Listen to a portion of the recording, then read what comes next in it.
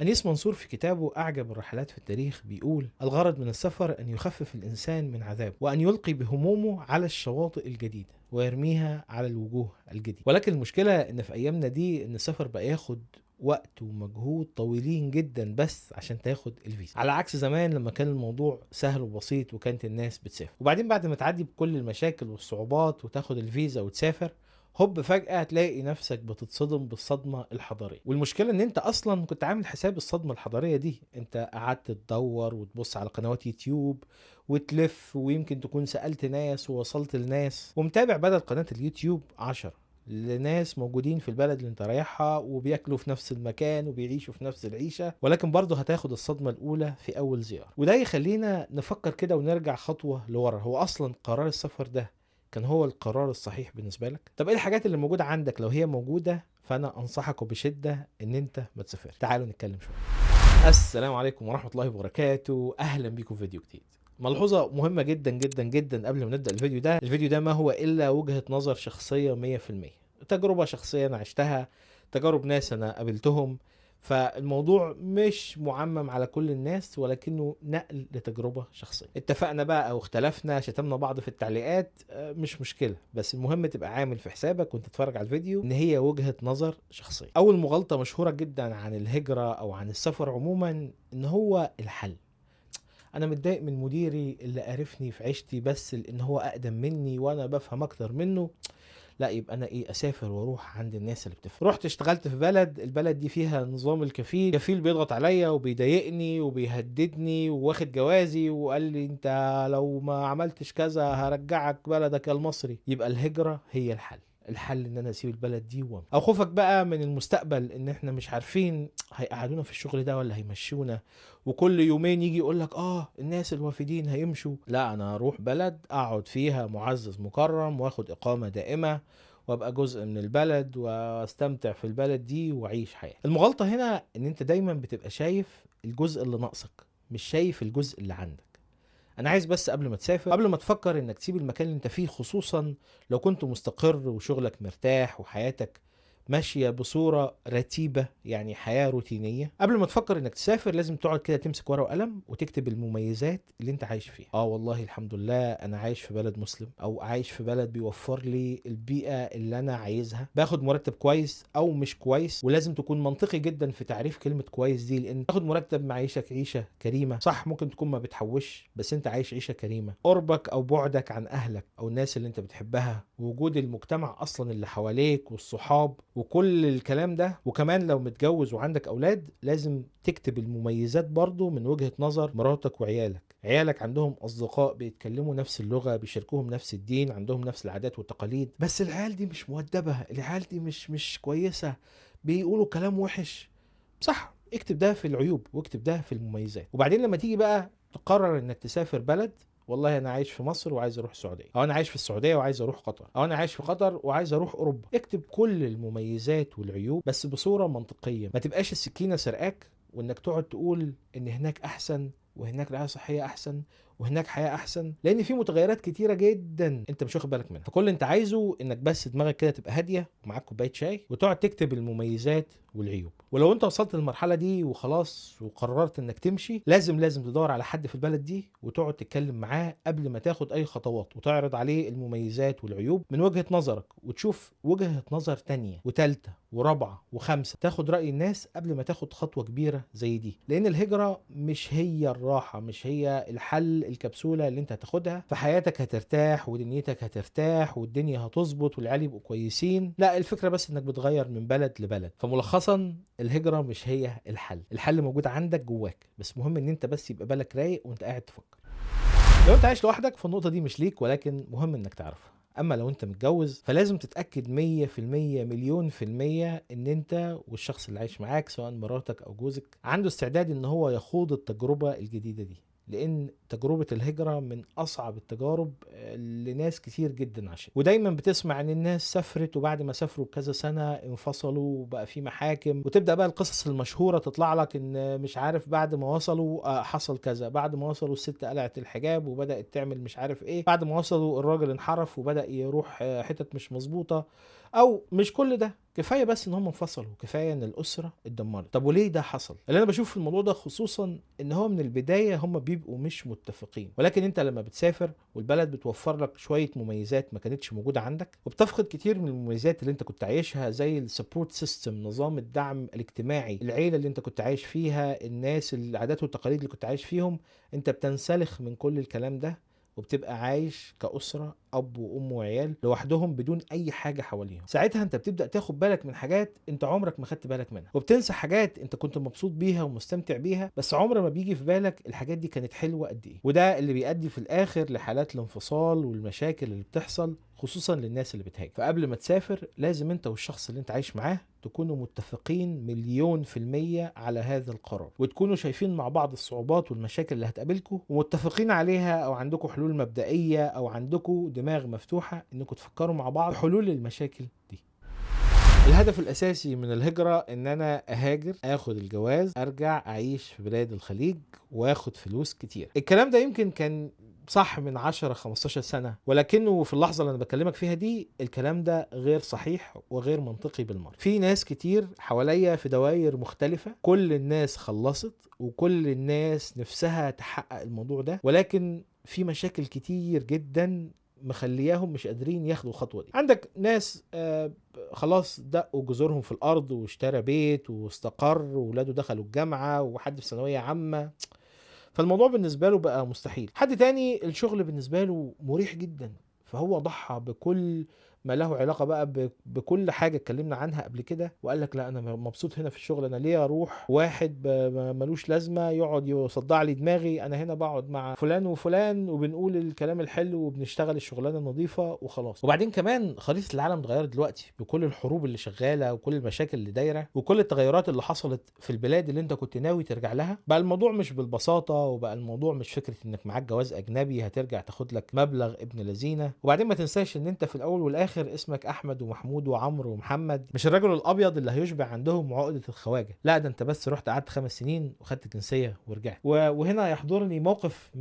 من 7 سنين تقريبا، كنت في شركة من الشركات، فكانوا قاعدين يتكلموا اتنين ورايا كده، فبيقول له شفت الراجل السوداني اللي جه اللي كان بيقول لك انا دكتور ومش دكتور ومش عارف ايه؟ قال له اه ده معاه جواز كندي. قال له يا اخي راح وخد جواز وجاي يتنطط علينا وجاي مش عارف ايه، لا ما تمشيلوش حاجته وما تعملوش مش عارف ايه. مش هقول لك ان ده هو الطبيعي او ده هو اللي دايما بيحصل، بس ده منظور انت لازم تبقى واخد بالك منه كويس قبل ما تروح وتتعب وتمشي في كل الخطوات دي، وفي الاخر لازم تبقى عامل حسابك انك عادي جدا ممكن تسمع كلمة زي دي. وفي نقطة مهمة جدا جدا جدا انت لازم تاخد بالك منها، ان في الاول والاخر الرزق ده بتاع ربنا، مش احنا اللي بنرزق نفسنا، ربنا اللي بيرزقنا. مش الجواز الاجنبي هو اللي هيخليك تاخد مرتب كبير، ولكن هو رزقك كده. افرض انك رحت خدت جواز اجنبي وبرضه رزقك خلاه زي ما هو، كان عندك توقعات مختلفة للمرتب والمرتب برضه ما زادش. فقبل ما تاخد اي خطوة لازم تفكر ان الرزاق هو الله، وان ربنا هو اللي بيرزقنا مش احنا اللي بنرزق نفسنا. وعن الموضوع ده بتفاصيل اكتر في فيديو عملناه، سيب لكم اللينك بتاعه فوق، ممكن تروحوا تتفرجوا عليه. هتعيش في بلاد الغرب، عيشتك هترتاح وتنبسط. صح، كلام سليم جدا. العيشة هنا سهلة. انا بيني وبين كارفور او اي سوبر ماركت كبير من اللي هم الواحد في مصر كان بيطلع عينه عشان يروحوا 3 دقايق بالعربية.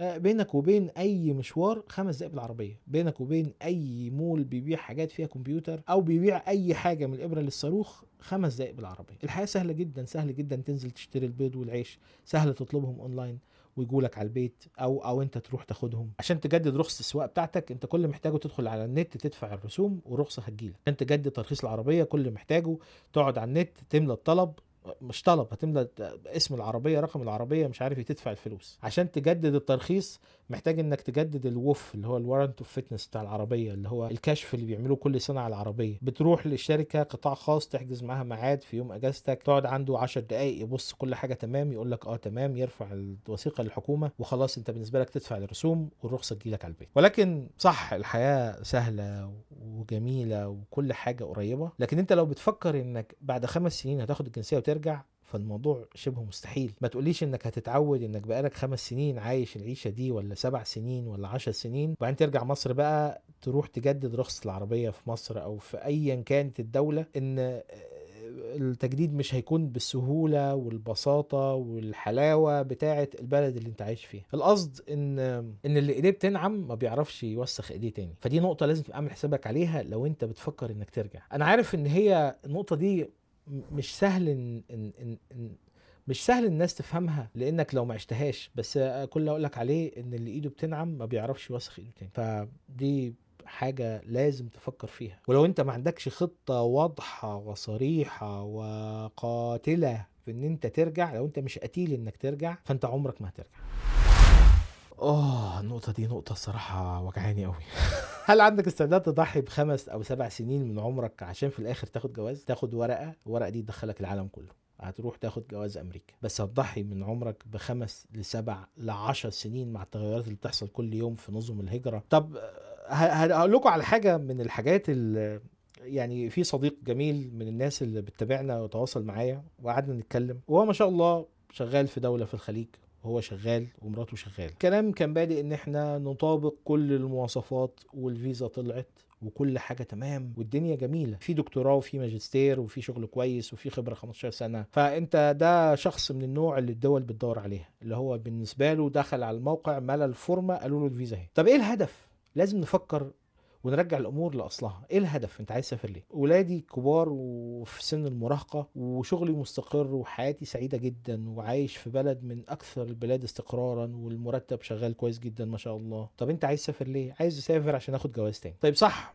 انت ممكن تعمل كده، انت ممكن تضحي ب5 7 سنين من عمرك وتروح تاخد جواز، وكمان تضحي بالمرتب اللي انت كنت بتاخده انت ومراتك. لان لما هتيجي هنا فكره ان الست تشتغل فكره لا غنى عنها. هو الاساس في البلاد الغربيه ان انت مش تقدرش تعيش عيشه مرتاحه غير لما يكون عندك دخلين، دخل الراجل والست. وفي الحاله دي بقى انت سبت العيال للحكومه والمدارس الحكوميه او حتى المدارس الخاصه او حتى المدارس الاسلاميه، هتسيب العيال المدارس هي اللي هتعلمهم. وهنا بقى بتحصل المشكله الكبيره. الناس بتسافر والسكينه بتسرقها وتقول لك طيب بس هم اول سنتين هننضغط وهنرتاح، وبعدين يقوم مغير شغله، وبعدين طب تاني سنتين هننضغط وهنرتاح. وفي وسط بقى السنتين 3 ل4 اللي في الاول دول يبدا يظهر عندهم مشاكل اللي هم ما كانوش واخدين بالهم منها. لما الوقت بدا يبقى مرتاح، بدا عينيك تشوف حاجات تانية وبدات تفقد مميزات كنت انت عايش بيها ومش حاسس بيها اصلا. فيبدا بقى ايه؟ الحاله النفسيه تنضغط، تبدا دماغك تنضغط، تبدا تقول لا طب انا هرجع ازاي؟ طب والعيال؟ الفكره ان شخص زي بنتكلم عنه ده، طب انت ليه اصلا ليه عايز تهاجر؟ ما هو انت دلوقتي لو شغال ومرتبك كويس، ما انت ممكن بعد ال7 8 سنين اللي انت هتعيشهم وتتغرب فيهم وتعيش حياة انت لسه ما تعرفش عنها حاجة، في ال7 8 سنين دول تكون حوشت مبلغ تقدر تشتري بيه جواز من اي دولة من الدول اللي بتخليك تشتري الجواز. ولكن انت قررت تاخد الطريق الصعب، قررت انك تضحي بعمرك ووقتك وعيالك ومراتك وتهدد جوازك واستقرارك، ونسيت اصلا احنا جايين الدنيا دي ليه، وكل اللي احنا عايزينه ان احنا نعيش عيشه مرتاحه، نشتغل شغله نظيفه ويبقى بيننا وبين السوبر ماركت 5 دقايق. فتلخيصا للنقطه دي، لو انت عندك استعداد انك تضحي ب7 8 سنين، فكر في ال7 8 سنين دول في المكان اللي انت فيه انت ممكن تعمل فلوس قد ايه، وهل دول هيخلوك تقدر تشتري جواز ولا لا. وبعدين انت اصلا في ال7 8 سنين اللي انت هتعيشهم دول انت مش عارف شكل حياتك هيكون عامل ازاي، مش عارف شكل تطورك الوظيفي، مش عارف شكل رزقك هيكون عامل ازاي. بس اللي انت عارفه او اللي انت ساعتها ممكن تكون ناسيه بس لازم تفتكره، ان رزق هنا رزق هناك، رب هنا رب هناك. تخيل ان الحياة بالنسبة لك هي معادلة في الاخر بتساوي واحد. فانت واخد فلوس واستقرار وحياة ومجتمع مسلم او مجتمع زي ما انت عايز وصحاب وناس واهل وكل حاجة، وفي الاخر المعادلة دي بتساوي واحد. لا ضيف عليهم كمان قرف بقى في الشغل ومشاكل في الورق والتصاريح، ولازم كل سنة تجدد الاقامة وضغط بقى ووش وعنصرية وقرف وايه، كل دي معادلة بتسوح. وبعدين فكر بقى انك هتروح تعيش في بلد لوحدك، بيئة ما تعرفهاش، ناس انت مش متعود عليهم، مهما حاولت تندمج مش هتعرف تندمج غير لو انسلخت من كل ما له علاقة بقيمك ومبادئك وحياتك وكل حاجة. تبدأ بقى تنسلخ وتبدأ تبقى واحد منهم، ونقص بقى اهلك وعدم وجود اهلك وبعدك عنهم وتكاليف السفر الغالية والحياة الجميلة بقى والحياة السهلة والفلوس اللي انت مش هتحوش منها حاجة، كل دي معادلة بتسوح. فانت هنا كل اللي هتعمله انك هتختار بين المعادلة الاولى والمعادلة التانية، بس المهم انك لما تقعد تكتب المعادلة تكون منصف وانت قاعد تكتب.